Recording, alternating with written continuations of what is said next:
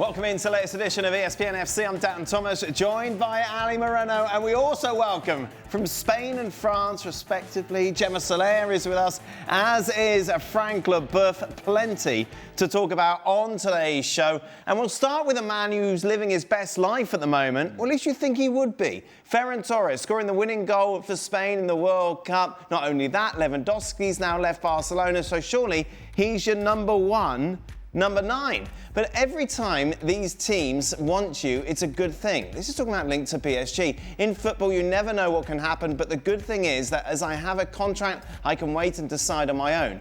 What do Barca need to do to keep me? They have to show me they want me, come to negotiate, and in the end, it's all about talking. Gemma, what's going on here? Yeah, Dan, so with Ferran, it has always been like this in his previous clubs too, especially in Valencia. He is a special football player. He wants to feel important. He needs to feel important. And he has felt that he hasn't been considered as much as he should have at Barcelona. First, because he didn't have enough chances, not starting, not being that much loved by the fans, by the board of members, by the important people in the club, and especially before the World Cup, because the club preferred to wait to see what happened with Lewandowski before approaching his agents to talk about renewal, because he only has one more season of contract. So now he's living the best time of his life, of course. After scoring that goal, he's at his best momentum. He feels important, and he decided to do this round of interviews on international TV. This is something the club were not aware. They didn't like that much. They are not feeling very comfortable, but I had the chance to talk with some sources at Barcelona, and they say that the position is the same. Barcelona wants to renew Ferran Torres. They expect him to be back after his holidays, the 12th of August. And unless he appears there and says he wants to leave, they count on Ferran Torres being a Barcelona player next season. Frank, do you understand this from Ferran Torres' view, in a sense that his stock is never going to be higher, so why not try and negotiate another big deal and use PSG as a pawn? Because you have a contract, you have a one-year contract left, for sure, but you have a contract, so you have to respect your contract, you have to respect your decision when you sign that contract, and you have to respect the club who accept that contract. So I feel a bit upset with that.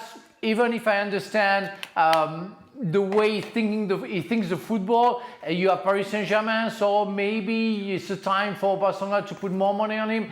But I think it's a little bit awkward for me to think that way. It's not because you won the World Cup, it's not because you scored a goal in the World Cup that you think that the world owes you everything. So again, you sign a contract, respect it, and talk to the club.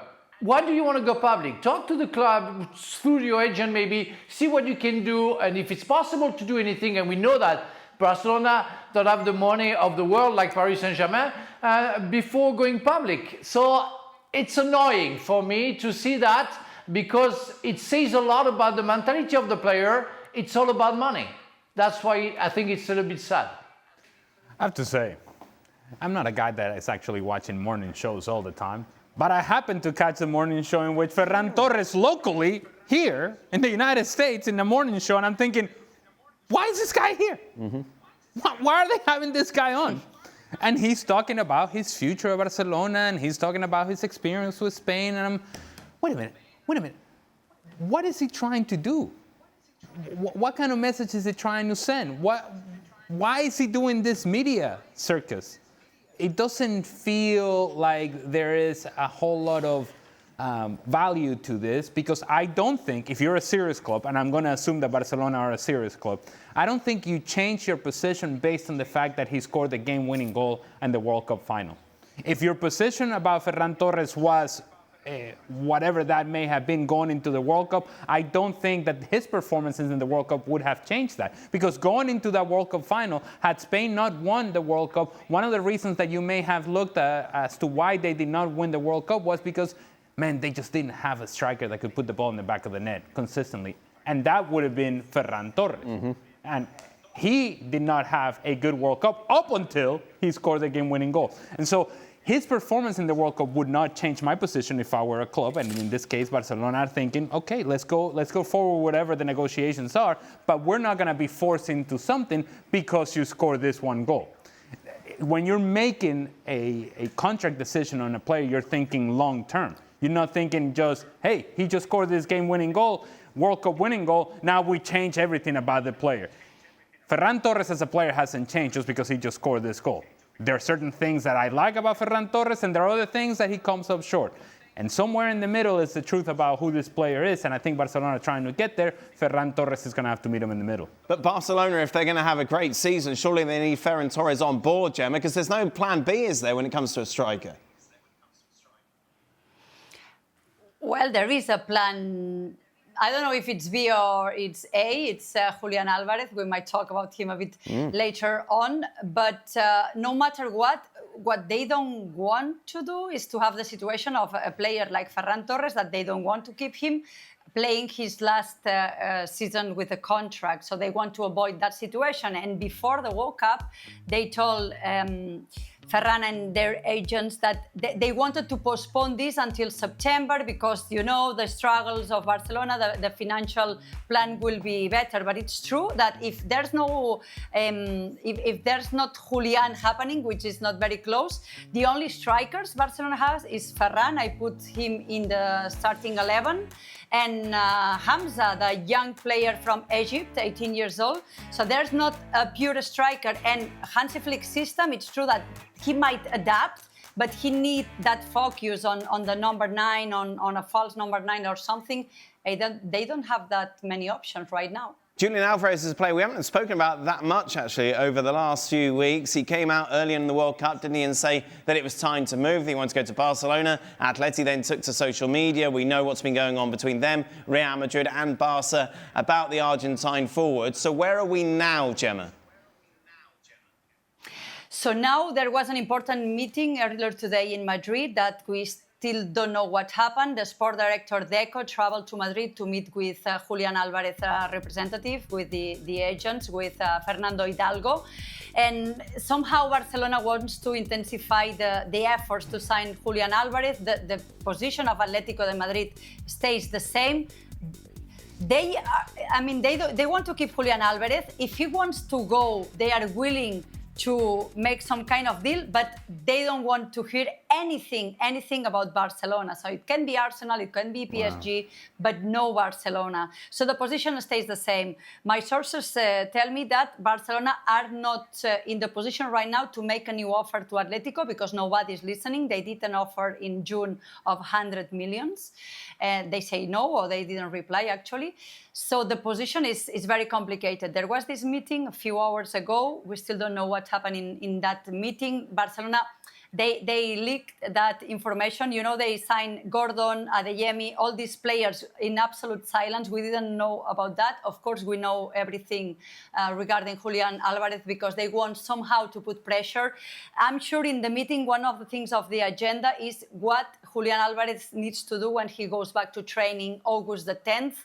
Barcelona are not gonna force him to do an action, but they will be very grateful because they think it's the only way to be able to talk to Atlético de Madrid, that the player himself makes more pressure. You mentioned that words in the World Cup, but Barcelona thinks they need yet another gesture from Julián Álvarez to put Atlético de Madrid in a very hard position. Barca look light, don't they, Ali? Yeah. They need reinforcements. Even if you keep Ferran Torres, you need Julian Alvarez as well.